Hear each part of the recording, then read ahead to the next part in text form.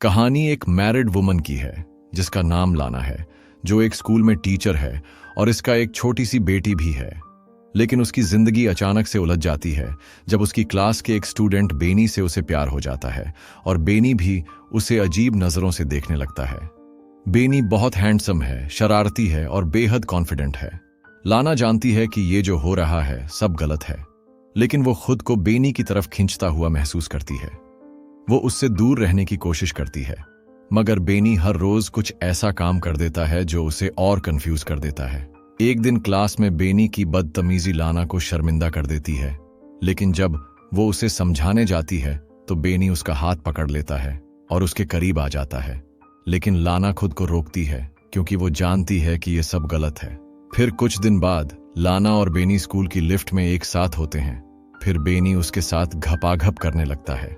उसके बाद लाना खुद को गिरा हुआ महसूस करती है क्योंकि वो एक शादीशुदा औरत है और ये जो भी सब वो कर रही थी ये सब गलत था। इसके बाद लाना पेपर की चोरी के केस में बेनी को फंसा देती है और बेनी को पुलिस अरेस्ट करके ले जाती है।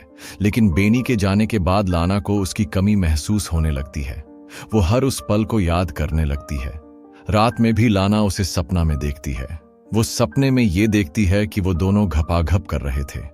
फिर एक दिन लाना और उसकी बेटी शॉपिंग मॉल में थे, लेकिन अचानक उसकी बेटी कहीं गायब हो जाती है। लाना उसकी बेटी को पाने के लिए शॉपिंग मॉल की सीसीटीवी फुटेज देखती है और देखती है कि बेनी उसका पीछा कर रहा था, लेकिन असल में उसकी बेटी घर पहुंच गई थी।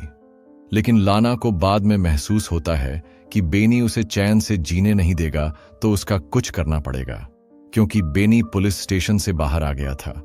फिर उसके बाद लाना बेनी का पीछा करते हुए उसके पीछे पीछे जाती है और बेनी की स्कूटर को धक्का देती है।